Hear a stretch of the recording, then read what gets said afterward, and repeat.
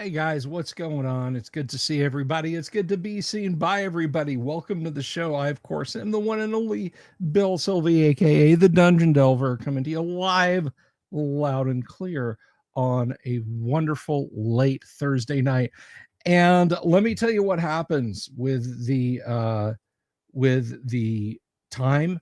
So when you schedule a StreamYard future broadcast, it helpfully sets it 2 hours in advance.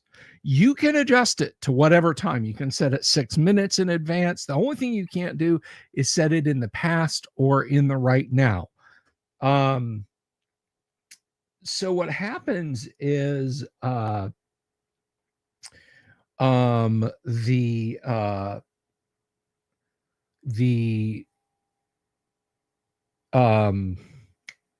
the timer, if it sets it 2 hours in the future, and say you're scheduling it for, or you're scheduling it at, say, 10:30 at night, it's like, well, 2 hours in the future is 12:30 in the morning tomorrow.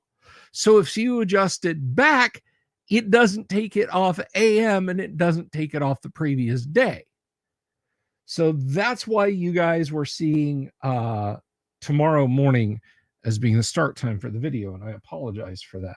So no, there is no live stream tomorrow morning. You're stuck with me here tonight. Well, as stuck as you can be without clicking goodbye. But anyway, regardless, welcome to the show. I am parched, so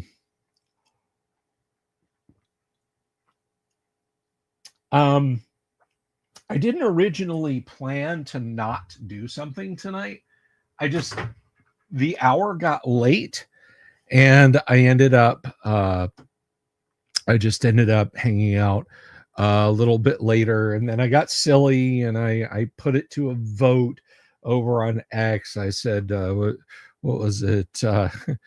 Late night stream? Yes, you cretin. No, you cretin. And believe it or not, some people voted no, but the majority wanted me here. So here I am. There's a goodbye button. I guess there's a goodbye button. You can certainly click one. Florida is hot today, Rob Turner. Florida is really, really hot today. But let me say hellos to you all. Hello, Wave, Rob Turner, Dying Breed. And that's all of you. that's currently all of you. It says there's 7 of you watching over on YouTube, and 9 of you watching over on YouTube, and 12 of you watching over on X. Hello, Michael Dale. Good to see you. Is my white box original? Yes, it is. That is an original 1976-ish white box. So since Esteval, did I get that right? Did I pronounce your name right, Esteval? Since Esteval is out there with the first D&D question, we'll go ahead and address that. So here's the thing. This set, let me get this for you, Esteval. We'll zoom in on this a little bit. Let me bring you in a little bit closer there. So this is an original D&D set. Now it's a little hard to see, but up here it's got this little starburst logo. It's thin red lines. Stephen, hey, that works. This little starburst says original collector's edition. By the time they were selling original D&D in this shape, advanced D&D was already out the door, and you could get this through the Your Gateway to Adventure catalogs, which came inside as inserts in initially in Holmes introductory D&D, and then later the basic sets. They advertised these were mail order only sets that you could order directly from TSR, from the Dungeon Hobby Shop. Now These sets were they contained exactly what you would have gotten back in 1974: sans hobbits, balrogs, and ents. And with a different typeface, I should point out. Those original 15, depending on who you talk to, it's 1,000, 1,500, or 2,000 wood grain sets, but we'll just say 1,500 and pick the middle route. But those original sets, the typeface inside the book was 20th century MT, also known as 20th century Gothic. It is the font that is in the AD&D rule books. They loved that font at TSR.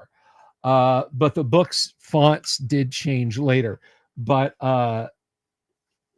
you got the reference sheets, the pullout sheets. This is equipment tables, 2-hit tables, experience charts, that sort of thing. And then, of course, you got and yes, I have 2 of those. I don't know where I got the one, but and then you got the 3 booklets. Now, the thing with the 3 booklets is, for a while, TSR actually sold loose booklets so you could replace them rather than buying a whole new set. Hey, Jorge, good to see you. Well, when they decided to wrap up original D&D, the initial surge of popularity in original D&D was such that they printed a ton of books. Rob, Futura is another name for it. Futura is another name for it. So you're right. What did I think of your tweet about the 4 classes representing the 4 personality types? I think it's spot on, Halsey. I really do. I thought it was pretty insightful, actually. But anyway, they were in the process of wrapping up sales and support of original D&D. If you wanted an introduction to Dungeons and Dragons, you had the various basic forms, but they really wanted you playing AD&D. So they said, these are collector's editions. These are original collector's editions. So they were basically printing up these, the white box, they call it.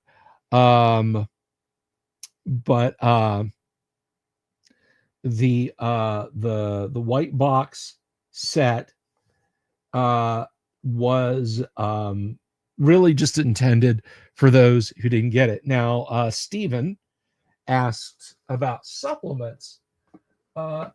It did not come with supplements. They basically cleared out supplements until they ran out of them. Some of the Your Gateway to Adventure catalogs that came out later did not list certain supplements that they were running out of. I have the supplements. They're all packed. They're behind this row of books right here, and I don't want to pull them out. Given the ease of use and lowered bar for playing, how do I see virtual tabletop systems like Roll20 and Fantasy Grounds affecting new and old players? How new and old players are playing the game? Well, I sell it to you for a few $1,000s. Define a few. Define a few $1,000, Stephen.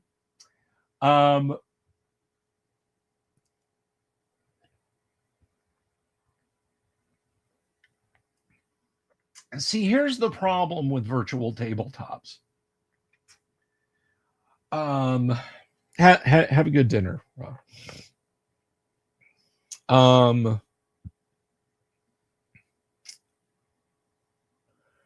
But the I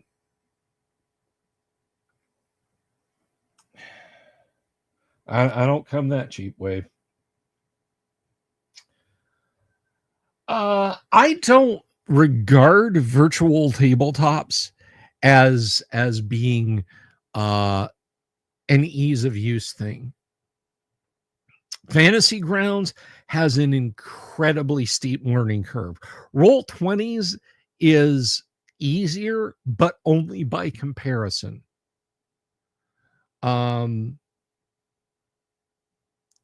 I honestly really think that there's vastly more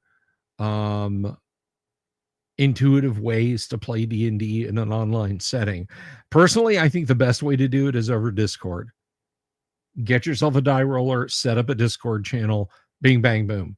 If you need maps, share your screen, set up a map system on your screen and share it, and then you're done. Now I want to look at something. I want to look at something real quick here. Bear with me just a second.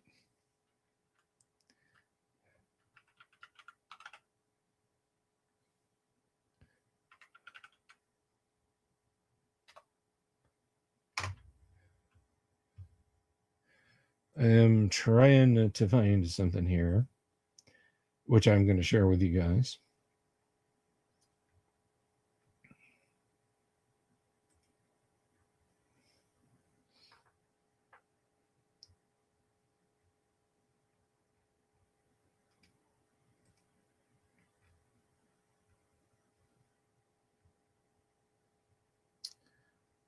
Give me just a minute, guys.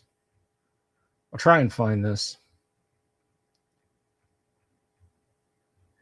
Why can I not find the profile?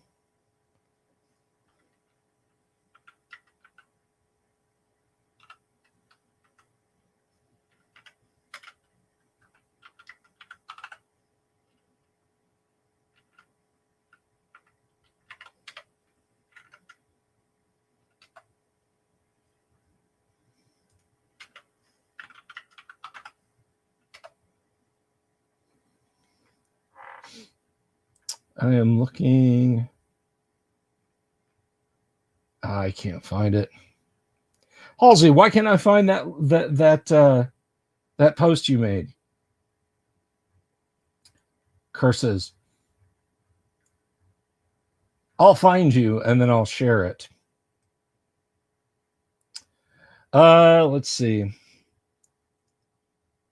Stay calm. I'm processing. Working. Any price would seem less than it deserves. I mean, on eBay for $2,000. Yes, wood grain OD&D sets. I've seen shrink wrap ones go for $27,000 US. So very expensive stuff. Ryan Nowicki says, I can agree on fantasy grounds about curve. Yeah, so there's a couple of things. There's a Dungeon Master's Assistant program, not the Dungeon Master's Assistant Volume 1. But there is a DM's Assistant program that has just such an incredible. It's supposedly for first edition, but it also does. And the reason I never really used it was because it had some 2E stuff blended in with it. I'm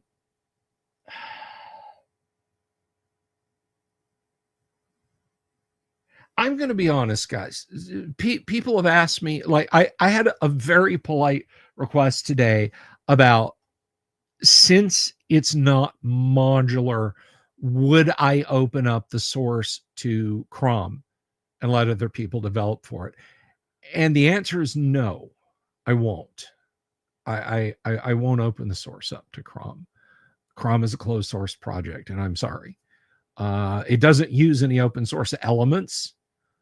I didn't use any libraries or anything like that I'm aware of. Crom will stay closed source. So will my my Dungeon Master's Assistant program. But the Dungeon Master's Assistant program, like, the monsters will come in CSV files. So you'll be able to add your own monsters. Like if you want to put in Monster Manual 2 and Fiend Folio and any of your own homebrew monsters, maybe even treasures too, all you'll have to do is edit a CSV file. But the reason I'm bringing that up, the reason I mention that is uh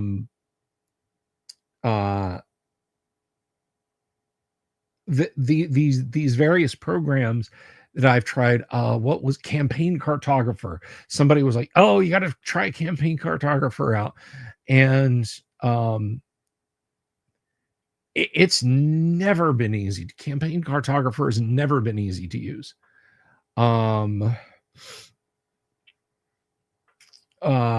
What else was one? There was a hero system character creator that I think is it's built on Java.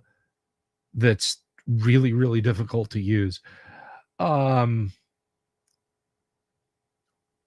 there's no easy entry for VTTs.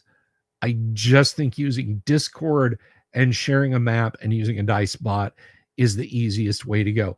Is it as cool? No, but, and hear me out, I'm going to get my old man pants on. Hey, Zach Melvin, good to see you.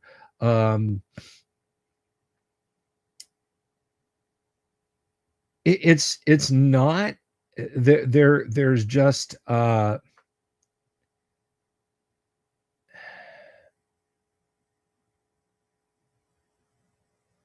there's just a it shouldn't be that hard to use. Now I say getting my old man pants on. I thought Campaign Cartographer was hard to use 35 years ago.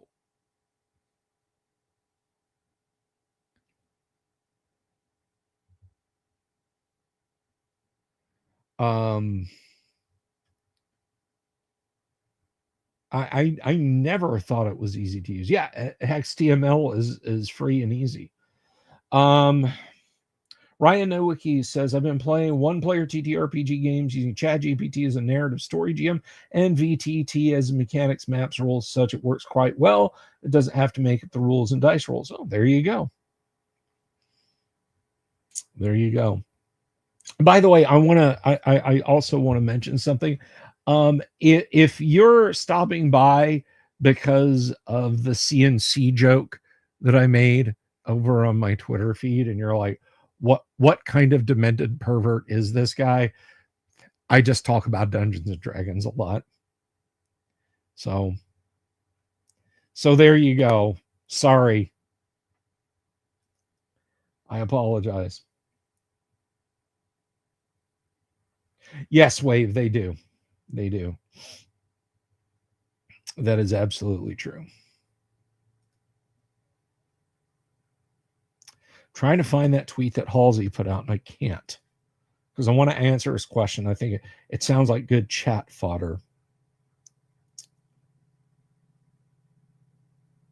You were here for the CNC. That tweet blew up. Oh my God. So here's the joke.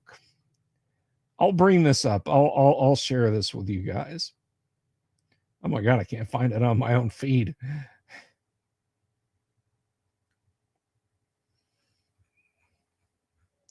It's here. Hang on.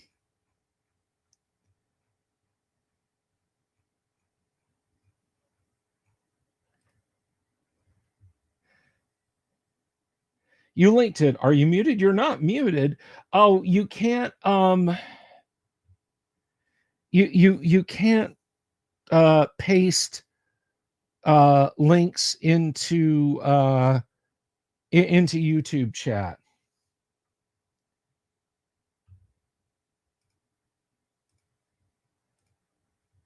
So repost it and tag me in it so I can bring it up, Halsey. So this is it. Babe, I want to try CNC. Yes, my queen. What the F is this? You said you wanted to try CNC, and this is a milling machine. This is a computer-controlled milling machine. She is referring to something that is an advanced form of dominance play. Consensual, non-consensual. This tweet has gotten 321,000 views, 6.6 thousand likes, 169 comments, and 263 retweets. And the discussions under it are wild. The discussions under it are wild. So, yeah. So, yes, I made that post, and I mean, it's just a joke, right? It's just like, haha, a misunderstanding that happens. No, it's not what I wanted to be famous for. NTR NTR is go for it, Halsey. It's not my meme. It's just kind of out there. Okay, here we go. So, Halsey's premise. That sounds like a scientific theory, doesn't it? Halsey's premise tells us that the weight of the boson cannot be measured in a quantum state. I like that. Anyway, so let's add this to stage. The 4 classic RPG character classes: fighter, thief, cleric, wizard.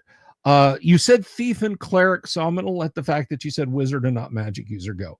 Represent the 4 humors and 4 temperaments, and all others are combinations of them. Cleric, you mix divine magic and steel. Clerics can heal, blast enemies, and wear armor. Fighter, you master all weapons and armor. Fighters are brave and skilled in war. Rogue, you are sneaky and deadly. Rogues can disable traps and backstab. Wizard, you wield powerful arcane magic. Wizards cast most powerful spells. You know what? I think that is poetically nice, and I like it, and I agree with you. On a philosophical level, I agree with you. I quite like that take, Halsey. That is great, and I am going to also retweet that. So there. And then, of course, we have the classic David Lynch meme. Elaborate on that. No. The response in that interview, if you don't know that meme, was David Lynch said to the interviewer, Eraserhead is my most spiritual film that I've ever made.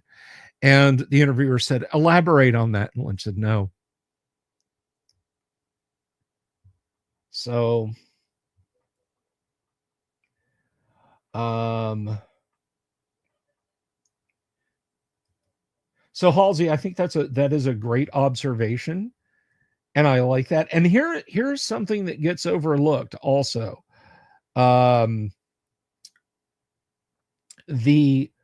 Now this is a little bit more nuts and bolts, and I think it steps outside the broader philosophical implications. Look at the arrangement of character stats in D&D. People are like, well, put the physical ones first and the mental ones second. That makes more sense. And again, it shows how modern D&D gamers do not understand the philosophical and the organic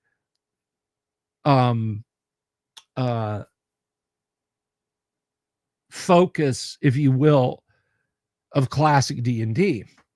Strength, intelligence, wisdom, and dexterity. Now, thieves came later, but strength, intelligence, wisdom. What is the primary statistic for the fighter? Well, it's strength. What is the primary characteristic for the magic user? Intelligence. What is the primary characteristic for the cleric? It's wisdom. What is the primary characteristic for the thief? It's dexterity. Strength, intelligence, wisdom, dexterity. Fighter, magic user, cleric, thief.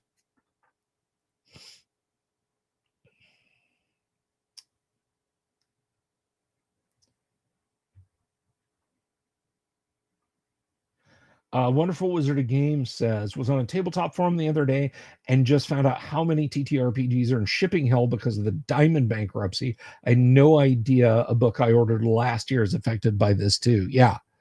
Unfortunately, the Diamond,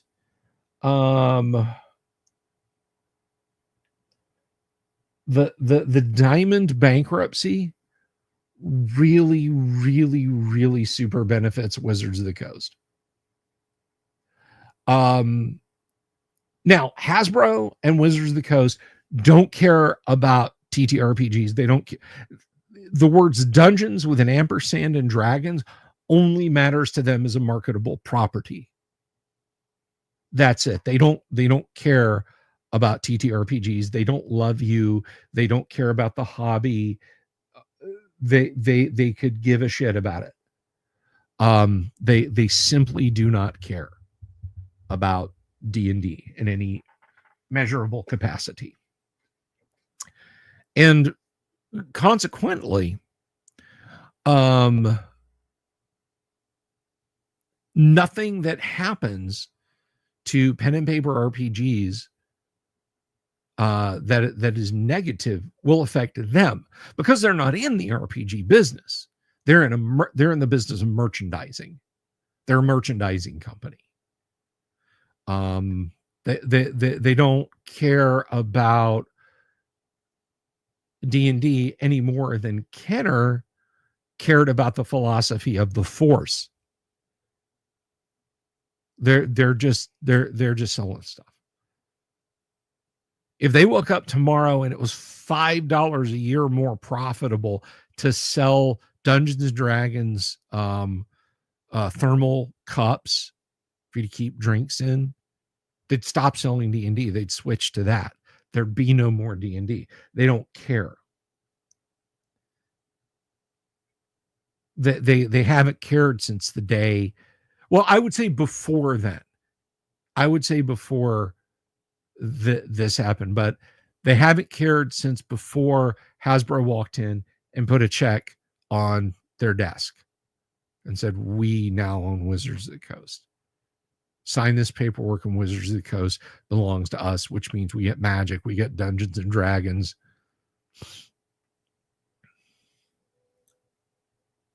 So they have no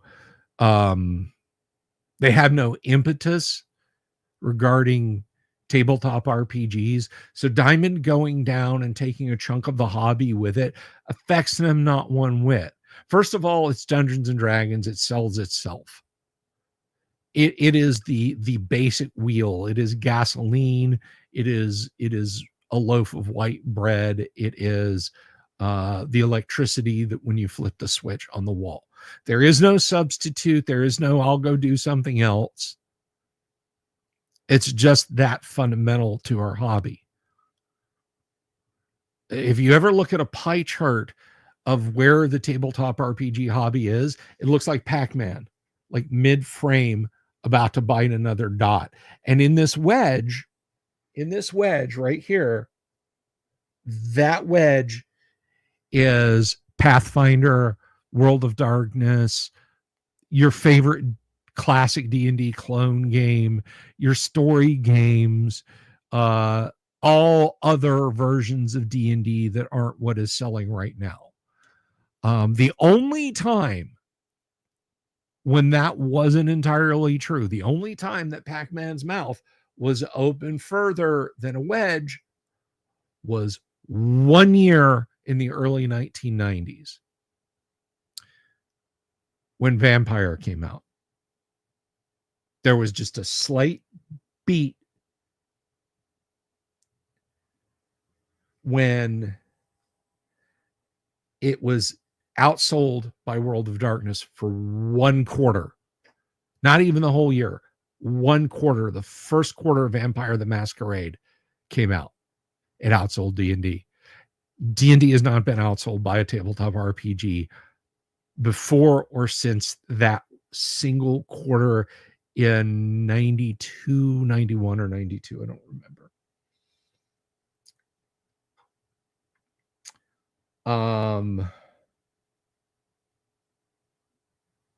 And consequently, they don't have to care. So Diamond going down and taking other RPG companies with them closes Pac-Man's mouth even more. But again, they don't care about the RPG hobby. They care about the word dungeons and ampersand and dragons after it. And that's it. If it becomes too much of a hassle, they will let it slip away.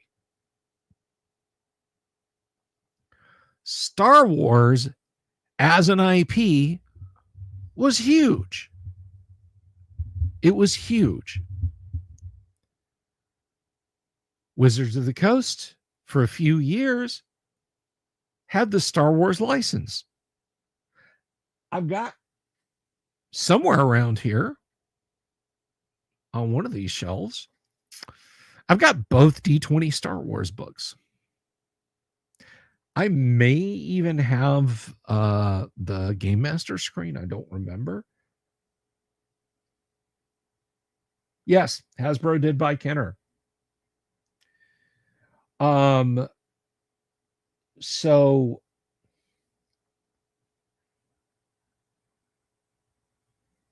is it?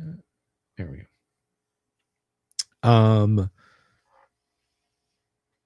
So that is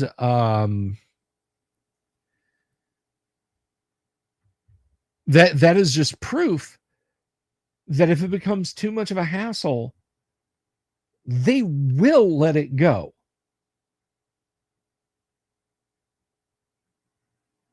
They will absolutely let it go. They will not hold on to it if it becomes too much of a hassle.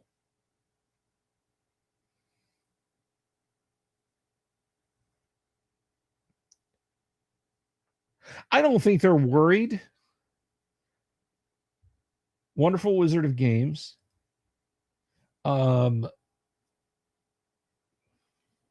You're curious how Hasbro is reacting to the news at Sword World, the biggest fantasy TTRPG in Asia, outselling D&D. There is getting an official English translation soon.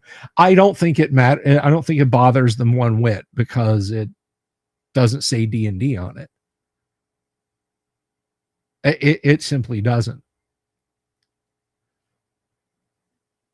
In the worst days of for U.S. auto manufacturers in the 1970s and 1980s, people were still buying Chevy, primarily Ford, but also Chevy and Chrysler pickup trucks, hand over fist over Datsun, Toyota, and so on. In the midst of the oil crisis, they were still outside. Were other cars outselling them in other areas? Yes. But just like the missile gap in the 1950s and 60s and 70s, and probably the 80s, the Japanese are utterly defeating us and we're going to lose everything, was largely a fabrication. It really was. It was a fabrication created by auto manufacturers to try and get more protectionism out of the U.S. government so that they wouldn't affect them.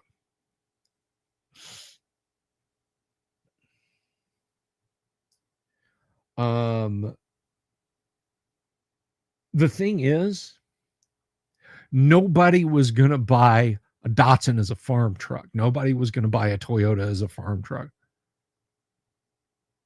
They just weren't. A Mitsubishi, no. Primarily because guys in their 50s and early 60s,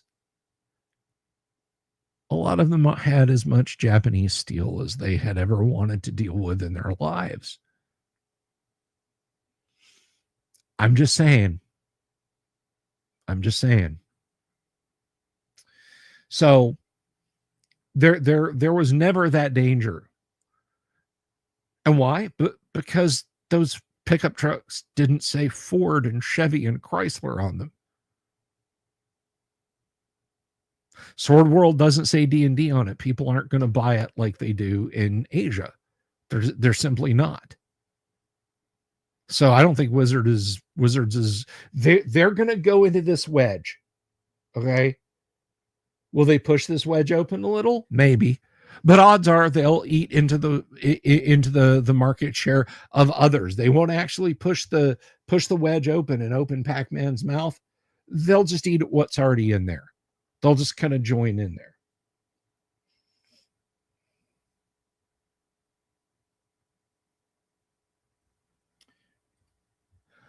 Damien says he's going to be the a-hole and say it. If companies didn't learn about how bad diamond distribution was doing during COVID, they deserve what happened. I remember hearing about how bad diamond was doing during COVID. Here's the thing. Back in the early 90s, okay, there was a very weird zeitgeist that hit around 1990, and I kind of blame it on Todd McFarlane. Comic books quit being about comic books, and they became launchpad for insta collectible toys. I've got a super comic store 2 blocks from my house called Acme. I don't shop there. That is row after row after row after row of 1990s vacuum formed plastic, injection molded PVC toys for every property you can imagine. Star Trek, G.I. Joe, Babylon 5, the Aliens universe comics and cartoons. Yes, they made them for those. But also Spawn toys, Marvel toys, DC toys. You name it, all that crap started hitting in the 90s. And Diamonds quit being a comics distributor. Diamond quit being a comics distributor, and they became a toy distributor, an entertainment distributor. And they bought up a lot of local small distributors.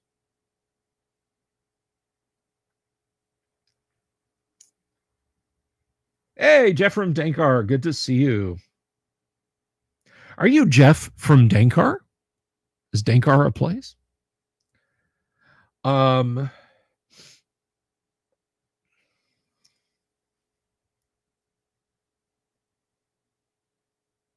they went into a lot of they went into a lot of interesting places, and they became the sole distributors for a lot of tchotchkes and a lot of toys and a lot of crap. Well, people have gotten out of that. The maquettes, the busts. Ask Funko how their business model's doing lately.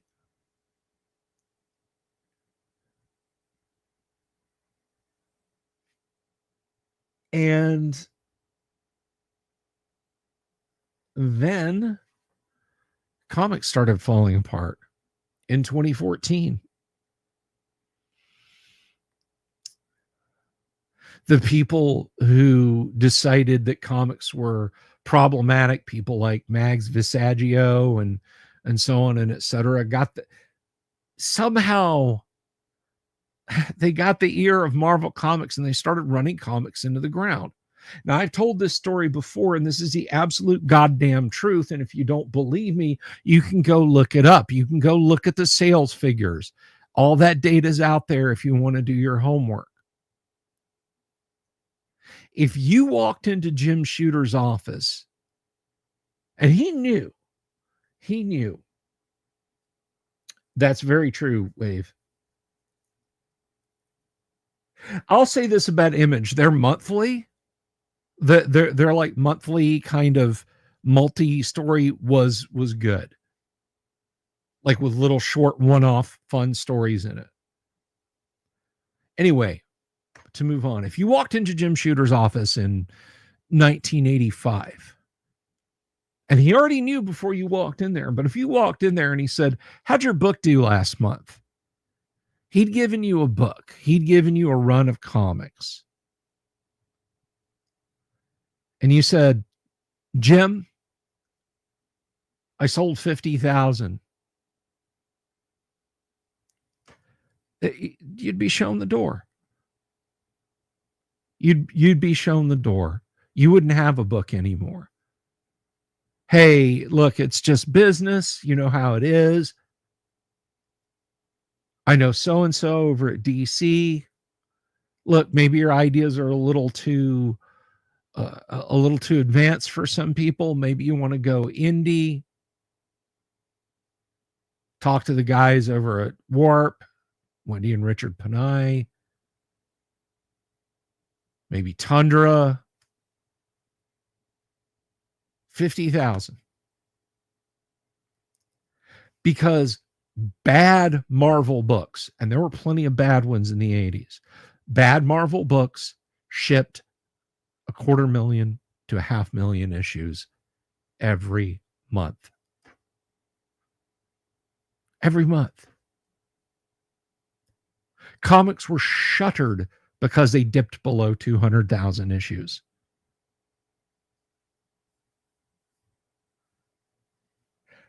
That's very true, Michael. That's very true. Nowadays, if you're at Marvel and your book breaks 5 figures, they'll have a fucking office party for you. And I mean major titles. Whoa. John Doe's run of Spider-Man moved 15,000 issues.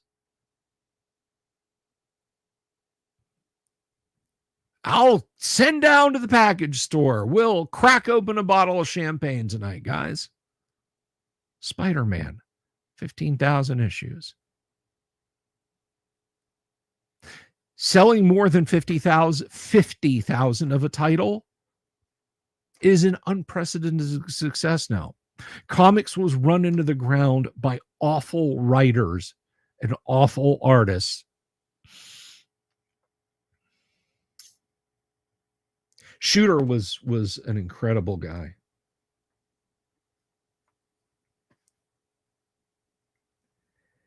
And the net result of this is, to go back to the issue, no pun intended,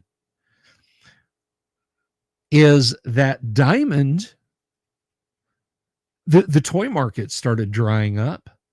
The collectible card market, that started drying up. RPGs started drying up. Now, Marvel and DC, nobody's buying them. People are buying manga, but they're going to Borders for it. And Borders isn't buying from Diamond. They're not buying manga from Diamond.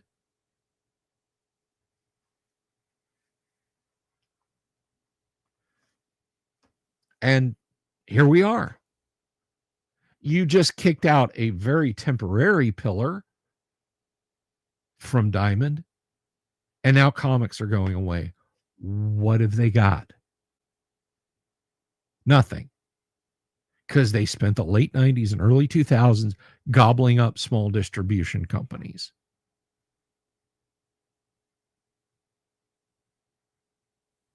And Disney, who own Marvel, have zero interest.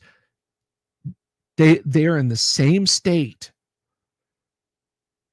that D&D is in. Hasbro's just keeping D&D alive for IP mining. That's it. That's all there is. If you're out there playing D&D 2024 and you're fooling yourself and you're lying to yourself that yours is it's a good, cool D&D, and there's cool, good people at Wizards of the Coast who like this D&D and support, get your head out of your ass. It's over. It's done. D&D is over. Okay? I'm sorry. That's it. And the net result of that, or rather, that is the net result of Wizards of the Coast is looking at it and go, just scrape, just this came up in my Discord. Let me show you guys something. Let me show you how much they care.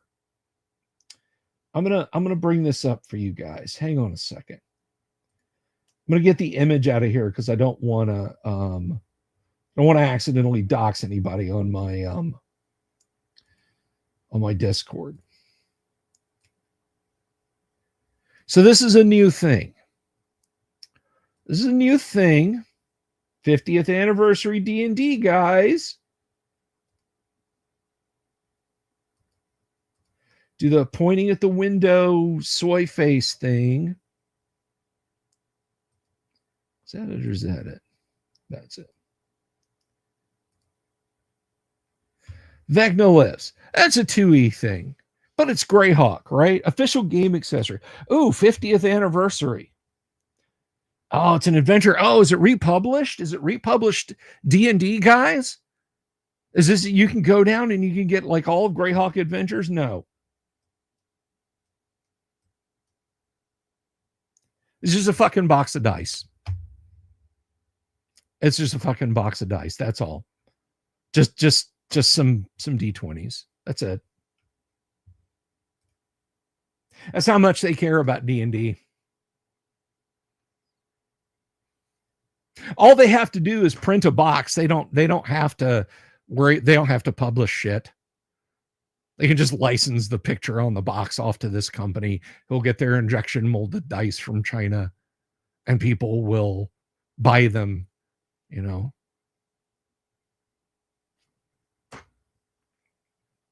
So that dice is just bought. Hey, Light Main, up top, buddy.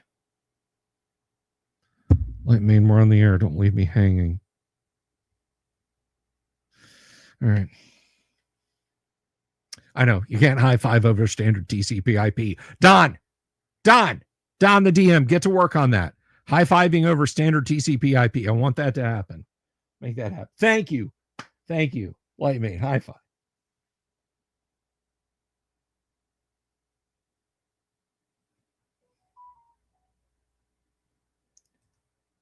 There's a name I haven't seen around here in a long time, but hey, Toroidal. I saw it, Light Main. Okay.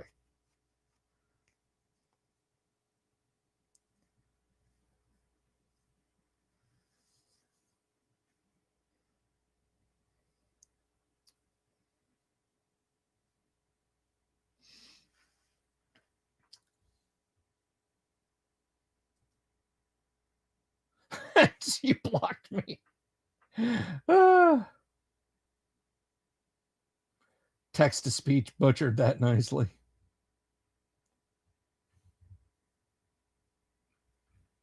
So there you go. That's your support, guys. The audience that they're courting.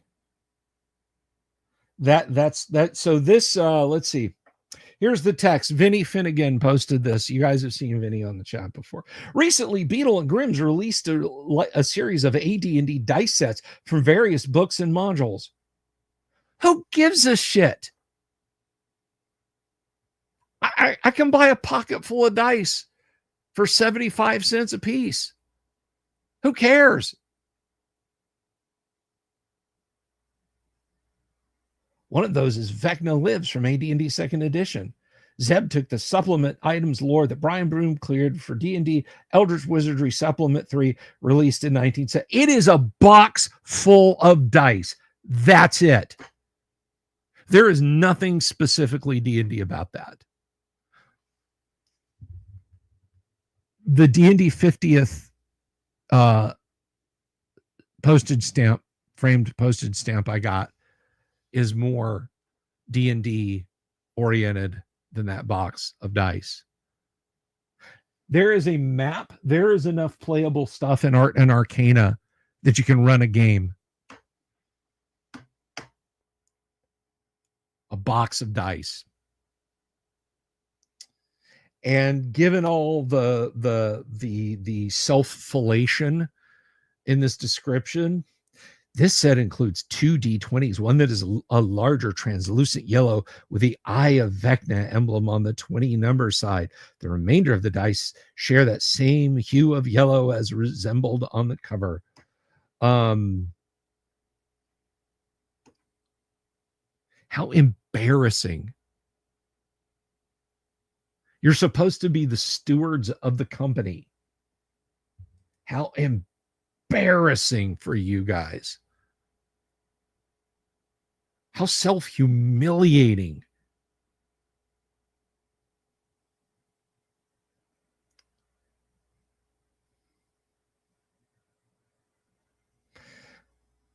I love that sentiment, Toroidal. The problem is, so let's talk about worthless IP for just a minute. I didn't tell you they were yelling. Yeah, Doc Flamingo. Oh, we're gonna have Doc Flamingo on soon. I meant to reach out to you, Doc, but Doc is in the pipeline. We got a lot of interviews coming up, and Doc's going to be on. He's going to talk about his TTRPG. I have physical copies of it over here. I can't wait to do that.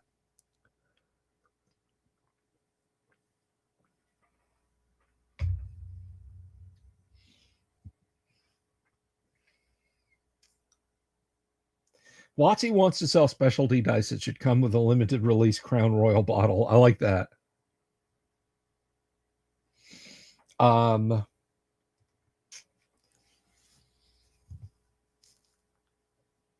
Now, look, I'm going to say this because I actually do say this a lot. The core rules for every classic version of Dungeons and Dragons, except annoyingly not J. Eric Holmes Edit Basic, are available in print. You can go to DriveThruRPG and buy them. Somebody got strangely upset at me when I was posting about first edition over on Twitter. Yesterday, was it? I said,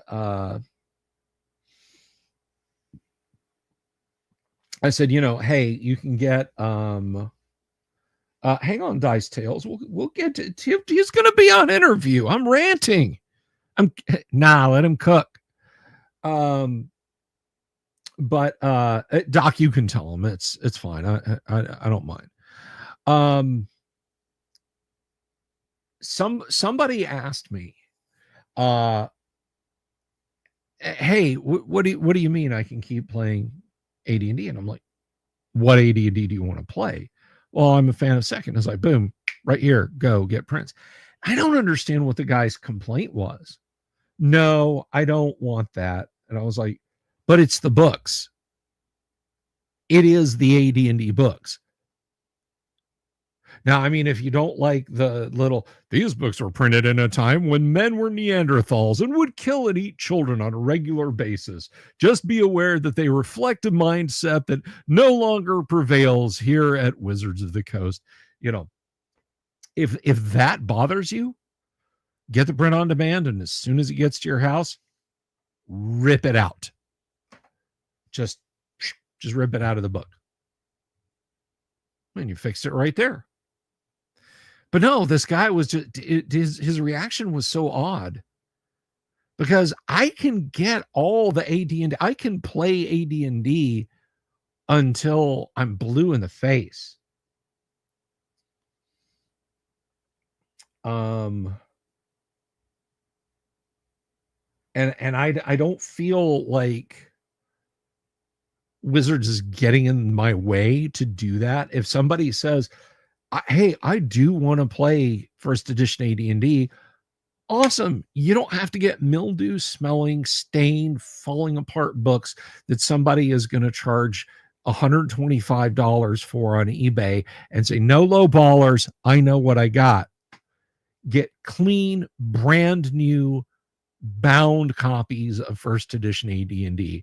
Core rule books, monster books, supplements, modules, most of the works. Just like you're going in the comic store.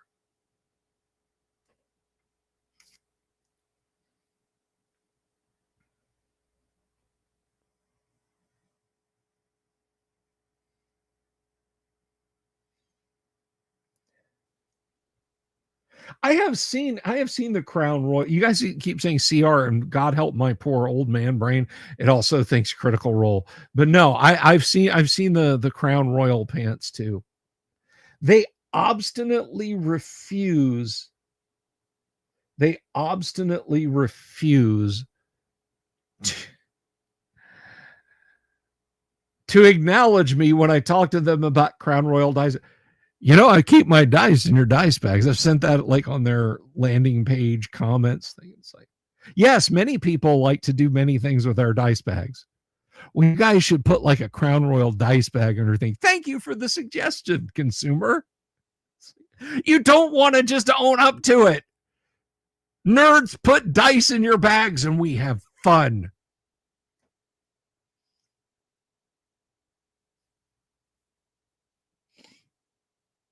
You thought I was talking about the reissue with the GG bashing from once. Yeah, no, that's the OD&D. Like, we're gonna go through it forensically, one page at a time, and have Gary notes and so on. And we're just gonna piss on Gary page after page. How did anyone play these? Oh, they were so horrible, and you should know we're not like that. Yeah, all that shit. No. You can get the AD&D books and the OD&D books if you don't want that tome.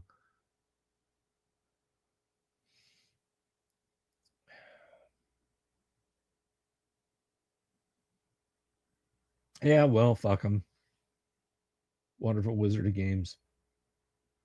Hey, Crown Royal nerds drink too. Can I tell you guys something? I'm not a fan of Crown Royal.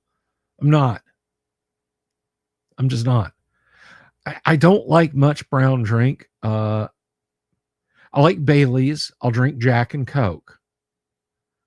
Although they didn't have Jack and Coke at the Rathskeller in Lake Geneva, so it was a whiskey and Coke. I don't remember what she said it was, but it was rather good.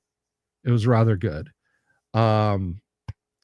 And everybody tells me, oh, no. You've got to try this scotch. You've got to try this whiskey. You just got to find what. Guys, it all just tastes like iodine strained through a sock. No, thank you. Oh, rum. Yeah. Like I'll drink girl drinks, like, and I'm not saying rum is a girl drink. I'm just saying like rum, but with pineapple juice and an orange slice and a cherry and crushed ice and a couple slices of banana. Just like frou it up for me.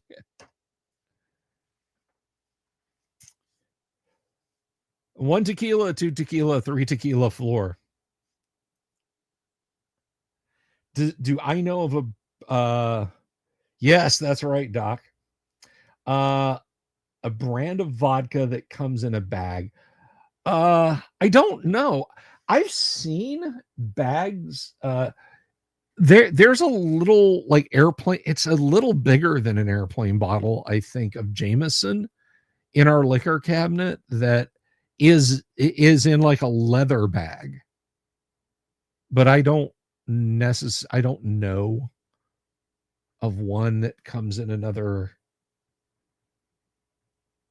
that comes in a bag like Crown Royal. Now, a couple of years ago, a few years ago, a friend of mine on Facebook had like a caramel shot Crown Royal bottle, and the dice bag is like this lovely amber color. And well, I'm looking at it right now. Let me get it for you.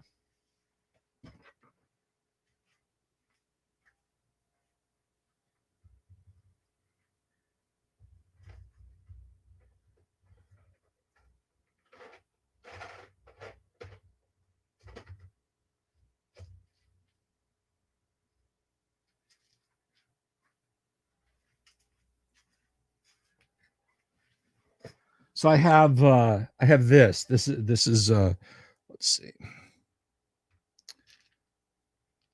This is a winter Christmas themed sort of amber golden Crown Royal dice bag, and it's got my snow globe dice in it, oversized D20. And then there's some here. I showed these years ago, a couple of years ago when I got them. By the way, there will absolutely be a Christmas Dice Advent calendar this year. It will start on time, and it will not be weirdo AI slop generated. I no longer hear from Dudragao Gaming, which is really really unfortunate. I liked their stuff a lot. I had no problem promoting their product here on the show because their dice sets were unique and fun and quite lovely. But we have a new supplier this year for this year's Advent calendar, and I'm very excited to share their dice with you and how we're going to be doing that. But that's hey Joe, careful. So be on the lookout for that. And you guys might think I'm like, he's nuts. He's talking about Christmas. It's still technically July. It is for 10 more minutes. It's still technically July, and then it's August. And you know what comes after August? The beginning of September.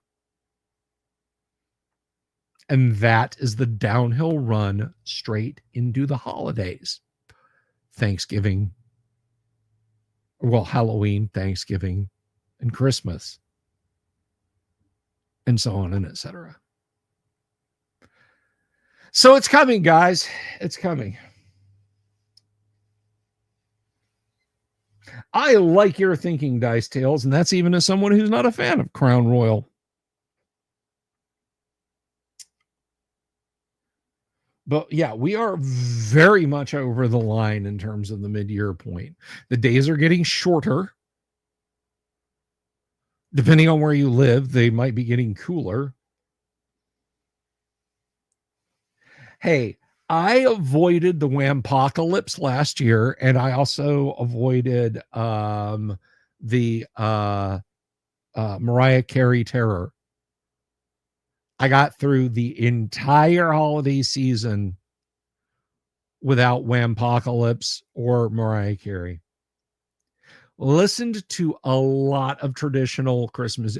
Now, when I say traditional Christmas music, so I came up as a young sprout in the 70s. For me, you get that Robert Goulet, that Ray Conniff Christmas music,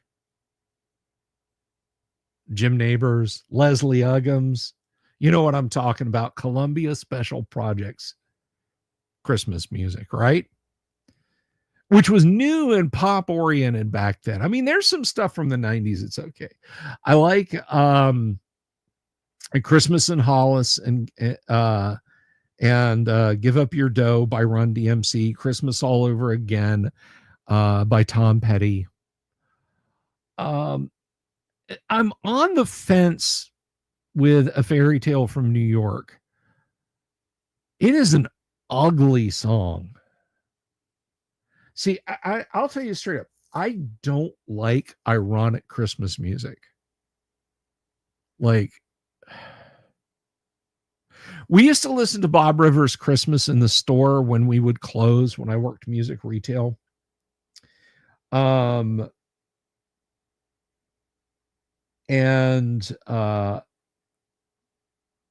I enjoy, guys, if you've ever worked 4 9s in a row retail for Christmas, you need Bob Rivers' Christmas. But nowadays, like, and it's like people are like, ooh, for your D&D Christmas game, you should run one where people think that it's Santa, but it's Cthulhu, and he drives everyone insane. I don't like that. Christmas is a time of, well, it is the way I feel about it. No, I don't, Michael.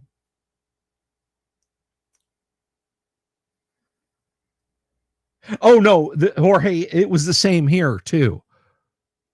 Yeah, that's on all of the Christmas variety records from the 70s here in the United States also.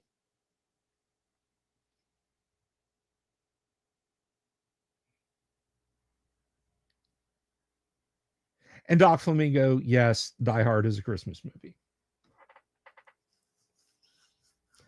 I will go so far as to say Die Hard is a Harry Potter movie. Alan Rickman chases somebody around a big building at night.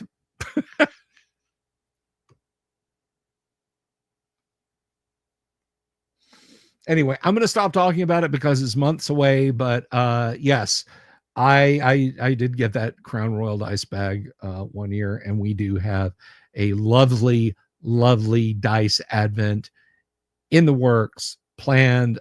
I'm hyped about it. I'm excited for it. I hope you guys will be too. I have always. Yes, it is, Michael. Lethal Weapon is a Christmas movie. Santa is just kind of a demiurge, you know. I've never had him show up to save everybody's bacon, but I do put him in there. I even did one where the party went to Gamma World for one Christmas and saved people in Gamma World, and Santa Claus was there. He was in like a red vault outfit, but again, I kept it sweet and nice.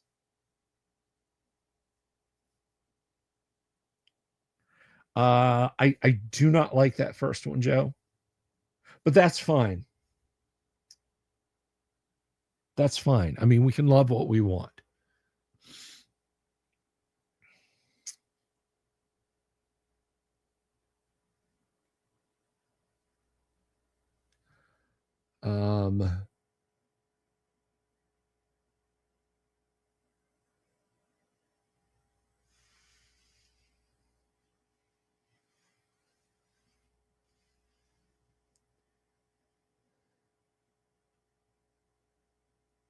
Oh, you know what one I really don't like, and I'm going to draw some. He did not give power armor. I gave standard D&D gifts, not power armor. But there's one that I really don't like, and that is, do they know it's Christmas? I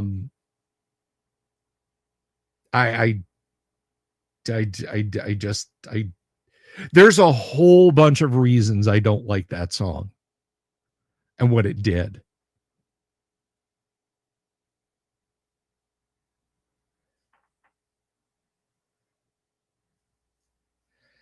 But anyway, let's get off the topic of Christmas. It's coming. It's over. It's way up the street, further than we closer than we think.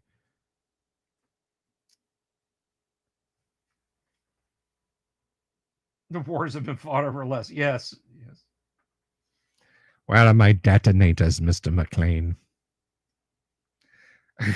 That sounded like Liberace.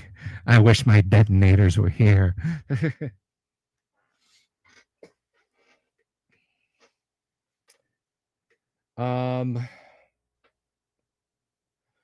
So I wanted to mention, guys, I do want to mention, I do not know I do not know if we will be playing Gamma World tomorrow night.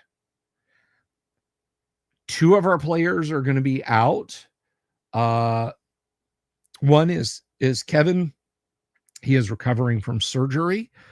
He is well on the mend. So give us a thumbs up in chat for Kevin, and I will send him all your well wishes. Throw a super chat for Kevin. I'm kidding. Don't super chat me for Kevin. Talk Like a Pirate is 6 weeks away. That's right. Thank you, Wave.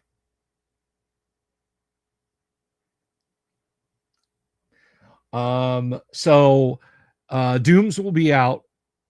Ironically, he'll be closer physically to my location than he usually is, but he will be with family. So I'm not going to require that he come to my house and sit over here and play Gamma World when he wants to hang out with his family.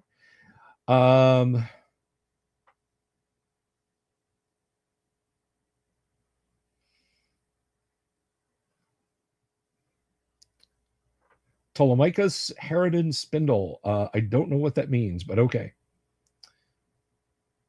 Talk like a pirate day. Arr, me hearty, 'tis a day when you should endeavor to talk like a pirate. It's not so much of a rule as it is a guideline. Yar. If I were in charge of D&D, would I set up a war game division? I would probably do something. Thank you, Michael. I would probably do something that would piss people off a great deal. 'Tis an R-rated holiday.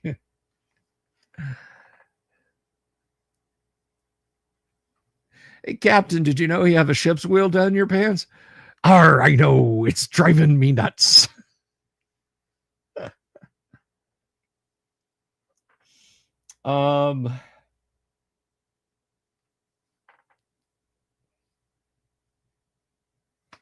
A giant mechanical crab thing. That's what I've been searching for all my life. Excuse me, Captain. No, you haven't.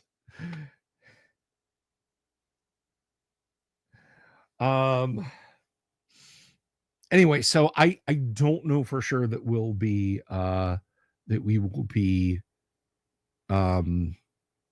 gamma worlding tomorrow night. I'll talk to the group about it, and I will see if they want to press ahead with a little Gamma World side adventure or something. It was in the clipboard when you're trying to thumbs up. Now I need to know the context. Harridan Spindle. One thing that I did want to talk about, because this has come up. By the way, good morning, everybody. Good morning. I want to talk to you guys about the payment processing brouhaha that's been going on and the censorship that's been happening. I bought this idiotic piece of shit. This is called Mazes and Monsters. Although I'm going to tell you, Rona Jaffe was a cutie. You know, maybe not a lot going on upstairs as far as RPGs went. Maybe it's just me, but that's what do you guys think?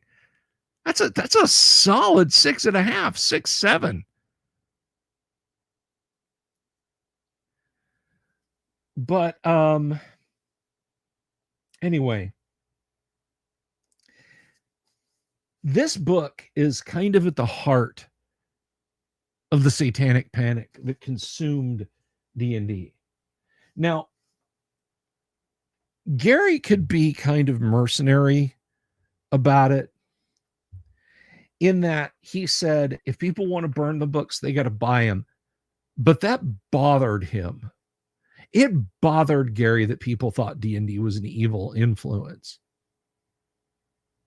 You know, Gary hired Joyce Brothers. Like he said, spend the money, get her on board to look over D&D and tell people it's not a danger.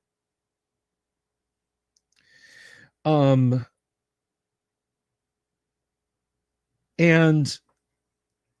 it I don't think she was crazy. I just think her publisher said, hey, there's this thing blowing up about this other thing. Read this newspaper article and write a book. I don't think she was crazy. She just wrote a book on the topic. I don't think she was caught up in it. She has said in reviews she never looked at a D&D book. She had no idea what it was about.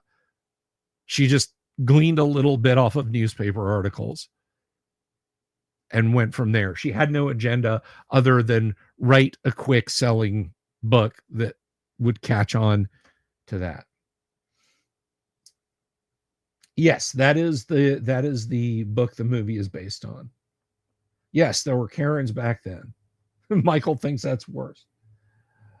So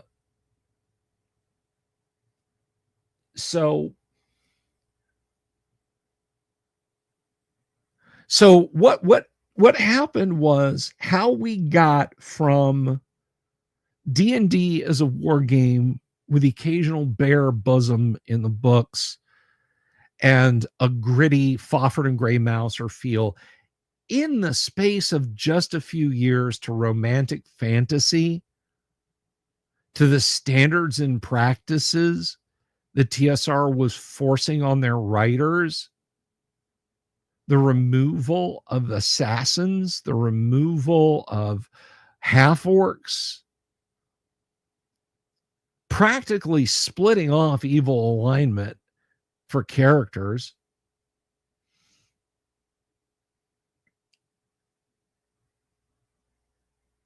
It happened just like that. Now, video games, well, so here was the order of moral panics in my life. It started with D&D. There may have been stuff. No, you know what? It started with war toys, G.I. Joes.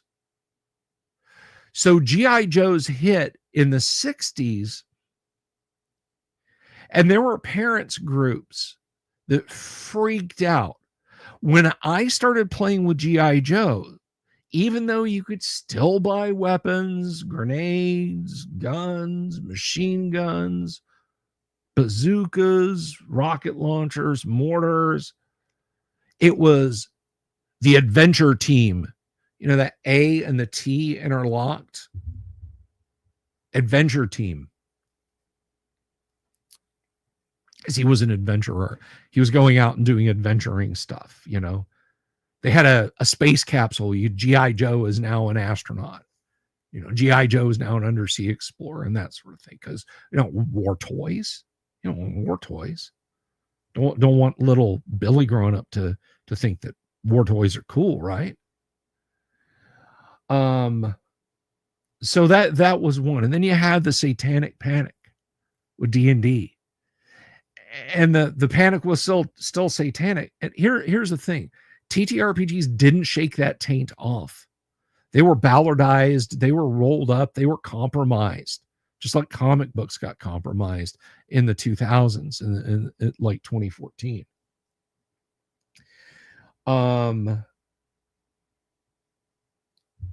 But the next big thing was heavy metal. All right. When TTRPGs bent the knee, it was heavy metal. Video games weren't really realistic enough in the 80s to be like, oh, is video game violence affecting our kids? It just wasn't. There was one very short-lived video game where you get points for running over pedestrians, but that gotten rid of very quick. The little ripple that caused came and went. So it was heavy metal. And then when heavy metal fell out of fashion, well, what was it next? It was rap. And right on its heels, video games. Night Trap. Night Trap was a big one. Doom. Carmageddon. Games like that. There's always been a moral panic going on, you see. And now it's bigger and wider. It's as big as the fucking sky.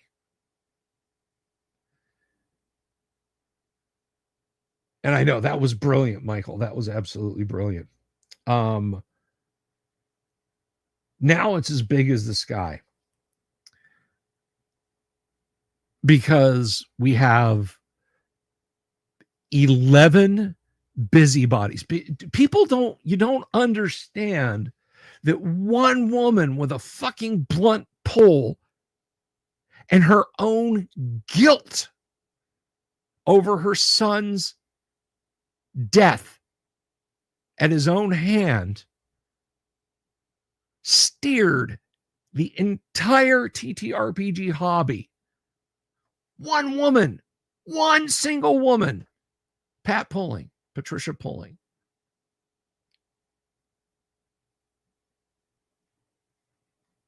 All by her lonesome. 11 women in Australia are compromising the First Amendment rights of Americans. Britain has no such rights. They're already compromised. They're doing a whole, oh, you got a license to be on the internet, mate? And so is Australia. They're bending the knees like one of those bendy straws. With these 11 broads in Australia, who I might add spoke out in support of the film Cuties.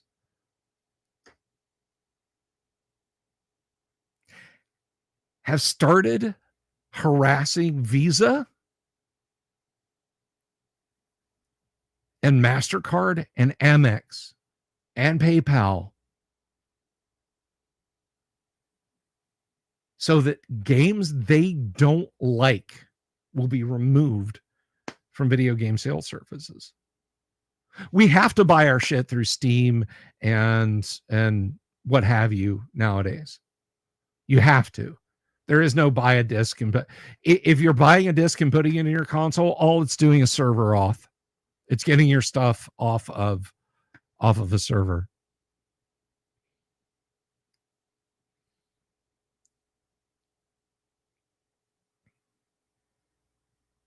Tipper Gore. Absolutely, Michael. Tipper Gore.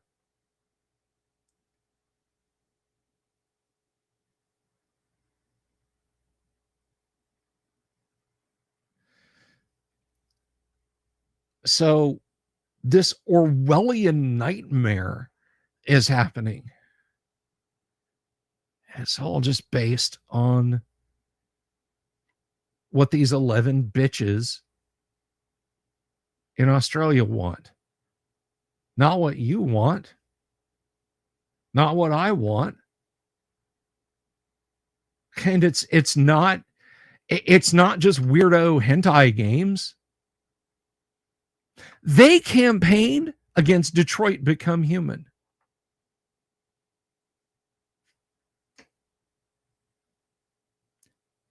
Because a character in the game is abused. You play a police officer trying to put a stop to that shit. It's not the point of the game at all. It's like when Wizards of the Coast got up their own ass about the word slavery being in classic D&D. Yes, it was. I have 4 modules about slavers. And they're all the bad guys.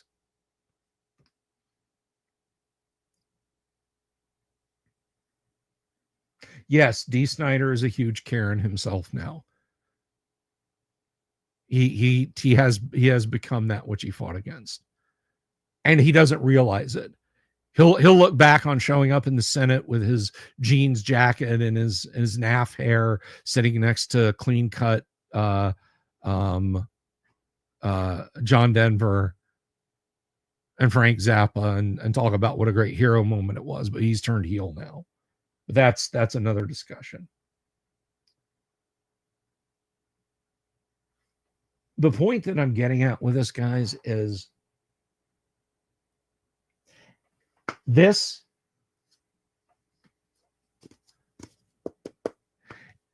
happening again.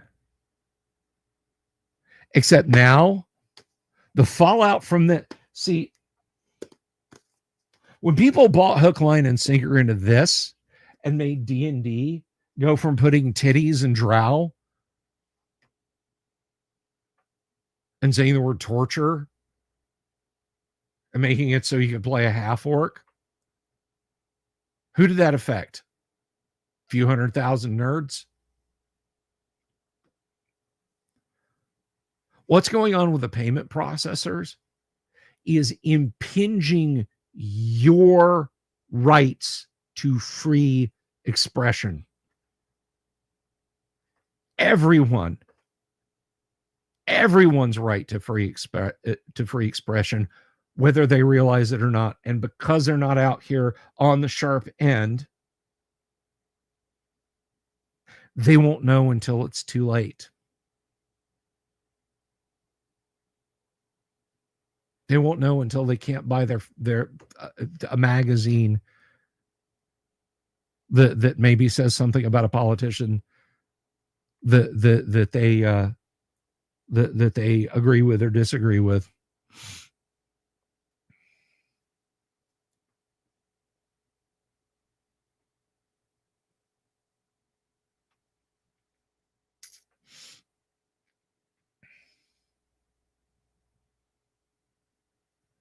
But it's bigger now than tabletop RPGs. It's these madmen are going after this stuff, guys, and it's not going to go away. Now, one thing I will say, and I've seen a lot of outlets in social media reporting this. Thank you, Wave of Mutilation. Thank you.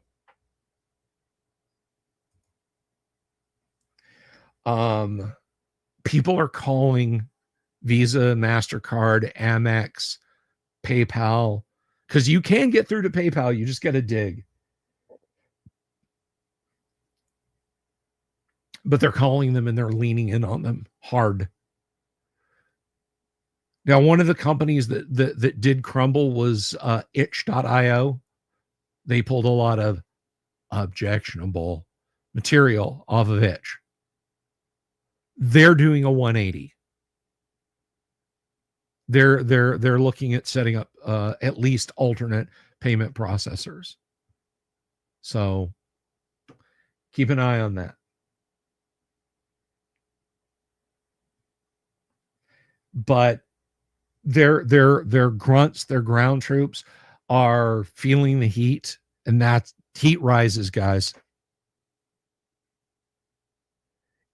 If you want to call Visa to complain, if you want to call Amex to complain, if you want to call MasterCard to complain, Chase Bank, whoever to complain, be brief, be respectful, be kind. The person you're talking to is not the person that set the policy. If they get mad and yell at you, you can hang up on them and then call back later, and hopefully you'll get a different person. Don't blow a head gasket, guys. But that's what's going on out there. And we wound up with romantic fantasy. We wound up with a bowderlized. Look, I've had Richard Witters on this show. Okay. Richard will tell you everyone at Wizards of the Coast for 4th edition, 5th edition for Magic the Gathering art. Yeah, they wanted to put nude artwork in there. They knew they couldn't. None of them were afraid of it. None of them were shocked by it. None of them were disgusted by it. But they also knew that they couldn't do it because of management.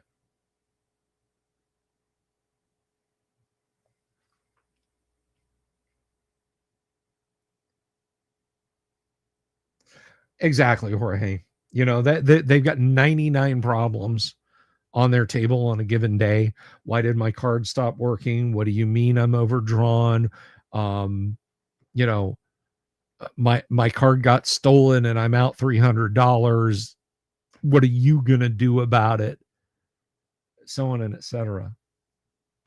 Kissing does not belong in D&D. Yes, it does, Wave. I'm going to put smooching in an adventure module.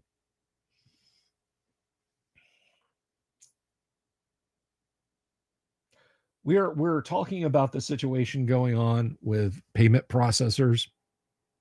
Because, guys, if it's this, let me tell you something. I think Jim Raggy's stuff sucks. I hate it. I don't like it. You should be able to buy it if you want. If you like it, awesome.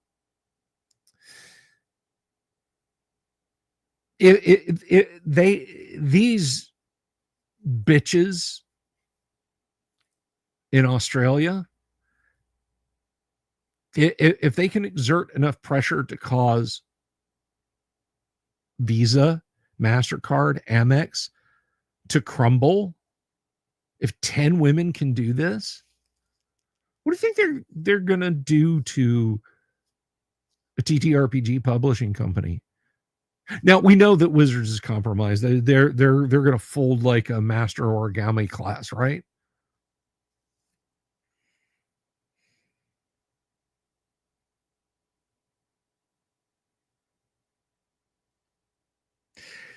But the reality is that small publishers will feel the heat too. It's not just video game people, guys.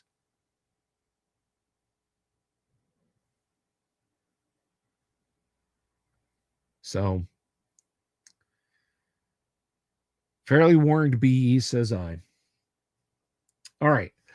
Tomorrow night tomorrow night's kind of up in the air. It's in limbo as to whether or not we're going to play Gamma World, but we will be back on Monday, and we have got a star-studded lineup coming out through the weeks. Listen, I don't want to get anybody. I just settle down. But in the coming weeks, I want to have Mike Mornard on the show. TSR veteran Mike Mornard, TSR veteran Harold Johnson. Want to get him on the show. Doc Flamingo, talk about his RPG. Let me tell you something.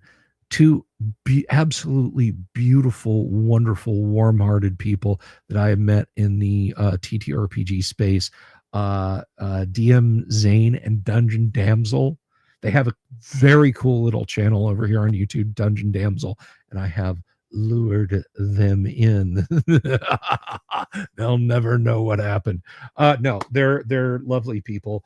So we're gonna get them on here. We're gonna get Jeff Talenian on the show. Paul, gonna try and get who else are we gonna try and get? We're gonna try and get Heidi and Eric on the show. So many lovely people that I have planned to introduce to you, lovely people out there. And I do agree with you, Michael Connor. I think they wanted to do this for a long time. I think that they tried it once already. I remember it was just Japanese manga and films and video games, and they're like, how can you object to us taking down horrible stuff like this and not wanting people to spend Visa's money on it? I mean, your money on it. You know what? Let's take a moment to be grateful for that we had the month, Don, or for the end of the month. I'm grateful that we had Elves in Bikinis month. I loved Elves in Bikinis month, and I love the fact that little Emmy, little elven maid, and in speaking of people who could steer things, steer opinions, Elven Maid in steered the entirety of X/Twitter and bent it to her will, just very gently. You're all elves in bikini month now. So she did that, and that was lovely. I was very grateful that she launched that initiative. I don't know that Don is grateful for it. He could be, no, damn it. I'm saying I'm glad it's over. Hey, Curry Scott. Yeah, we have had Jeff on before. I'm looking forward. Jeff and I are going to break down. We're going to break down. Oh God, no. Jeff and I are going to break down our experiences at EggCon. We're going to talk a little bit about that. That's going to be cool. Well, Damien, I still consider this night, so break out your sketch pad, draw something, and send it over to the Delvers Discord. AZ Caliber, I was in your comments just earlier today. You had that cool Oni mask going on there, and I liked that. That was very cool. That was Tress Cool, by which I mean 3 cools. That was 3 cools. You're quite welcome. As Caliber, guys, check out As Caliber's channel. Now he has got YouTube, as much as we might hate them as a company, YouTube has got a pretty good live at speed translation system. So it was actually very easy for me to watch and listen and get informed by his videos. So go check out AZ Caliber. Well, Don, what can I say? Right click, save as, and you've got a nice, lovely folder. Not that I'm suggesting you do that, but if you got a laptop that only you use, But anyway, orcs and bikini. Oh, for God's sake, gosh, wave of mutilation. If John Douglas here, was it John Douglas? I think it was John Douglas over on Twitter was early in the month. He was like, it's no longer Elves in Bikini Month. This is Orc City now, and actually pushing that as a trend. And people were rendering. I don't want orcs in bikinis. I just don't. Maybe Bikini Atoll. If they want to wallow around in some radiation, they're already green. Owl bears in bikinis. Oh God, no. Owl bears don't wear bikinis. Owl bears wear scuffed up, beat up Chicago Bears silk bomber jackets. Have holes in them, so they just can't keep warm when they're trying to get this goddamn Dodge pickup truck working, because they got to work first shift tomorrow, and that son of a bitch Randy is going to have their ass if they're not out there stamping out steel, because the steel will be lonely if they're 5 minutes late. Hey Jeff, thanks for hanging out with us tonight. I'm probably going to skate out of here too. Joe Kaufman. Yes, owl bears are from Illinois. They're from Illinois. They're from Wisconsin. They're from Michigan. They're ill-tempered. That's my co-host, by the way, the Viking Hat GM. He does awesome stuff with us. He does awesome stuff in general, but some of the awesome stuff he does is when he's here. So we're happy about that.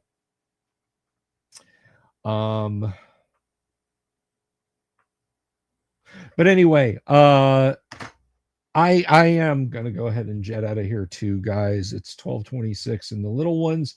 Not that I'm going to bed. My circadian rhythms are shot. Just my voice is also getting shot. So I'm going to slide on out of here. Spelled Illinois, the S is silent. Where are the Bulettes from? Bulettes, I think, are from Pennsylvania. I think the Bulette is from Pennsylvania. Rust Monsters are definitely from Detroit. A lot of monsters are from Japan. But anyway, yeah, I'm gonna slide on out of here. It was absolutely wonderful to see you all tonight. I want to say big thank yous to Doc Flamingo, Wave of Mutilation, and Michael Dale for the supers. You guys, once again, as always, literally keeping the lights on around here. Was a Bulette the first to discover oil in Pennsylvania? I think so. He was going after a horse because they love horse. He was going after a horse, broke through the ground, oil gushed up. So we'll be back tomorrow night in some capacity. I will return. But listen, guys, I love you all. Thank you for hanging out with me tonight. And you know what? We're going to go ahead and leave it with our friends, the Owl Bears, singing us on out in the parking lot. Throw a few coins in their outstretched paws, won't you? Don't make them take it from you. Peace. Good night. Love you all. Have you seen my owl bear?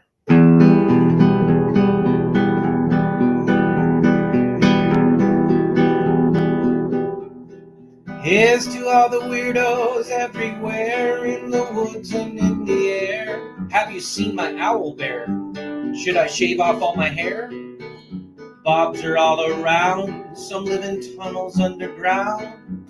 Some are fat, some are rich, some are sleeping in a ditch.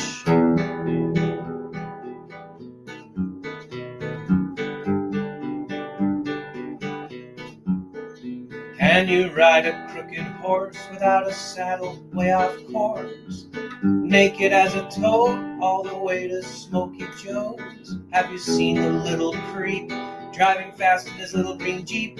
He smells like fish and brandy, but his rotten teeth look dandy.